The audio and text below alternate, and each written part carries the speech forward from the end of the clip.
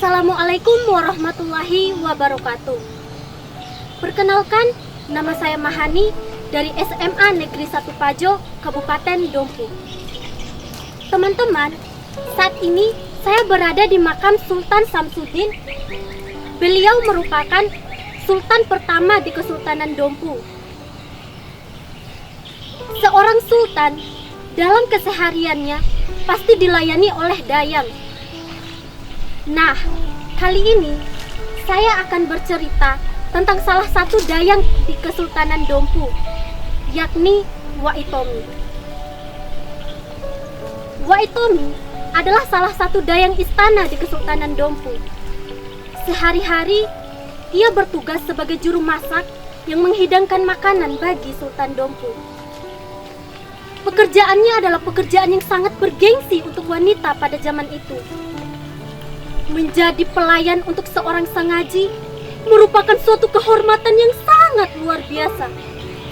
Namun, setiap pilihan pekerjaan pasti memiliki resiko. Itulah yang dirasakan oleh Waitomi kemudian. Pada suatu hari, sang sultan menemukan sehelai rambut pada sayur yang dihidangkan untuknya. Sang sultan pun murka. Ia memerintahkan kepada para prajurit untuk memanggil siapapun juru masaknya. Lalu, Waitomi pun dibawa di hadapan sultan, dan ia diadili. Sang sultan yang lalim itu pun menjatuhkan hukuman penggal untuknya atas kesalahan itu. Lalu ia memerintahkan kepada para prajurit untuk segera mengeksekusinya. Para prajurit Kesultanan Dompu pun membawa Waitomi ke daerah Woja. Woja adalah tempat para sultan dan bangsawan Dompu yang masih belum bisa melepaskan diri dari kepercayaan para Rapamboro untuk meletakkan sesajian untuk para makhluk yang disangkakan arwah nenek moyang mereka. Woja, terutama di bagian lokasi yang bernama Rivo, adalah kerajaan jin. Di sanalah konon lokasi kerajaan Dompu kuno pertama kali didirikan.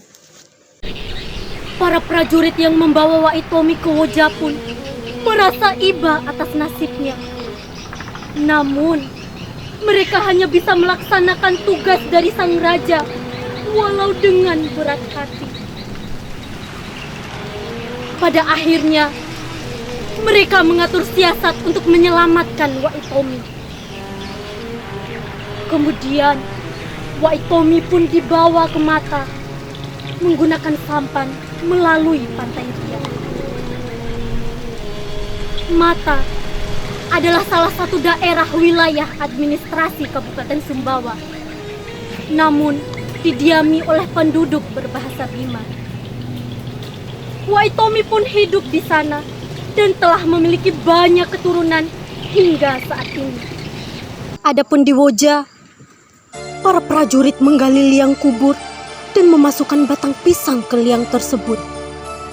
Lalu mereka melaporkan kepada sang sultan bahwa disitulah kuburan Waitomi. Sampai kini, lokasi kuburan itu masih disebut Rade Waitomi. Dompu memang tidak seterkenal Bima, namun Dompu juga dulu merupakan kesultanan Islam yang sudah menerapkan syariat Islam di timur Indonesia. Kesultanan Dompu mulai berdiri pada tahun 1545 Masehi dengan sultan pertamanya bernama Samsudin. Dan inilah kisahnya. Kesultanan ini pun luluh lanta akibat amukan Doro Tambora pada tahun 1815 Masehi dan belum bisa bangkit hingga saat ini.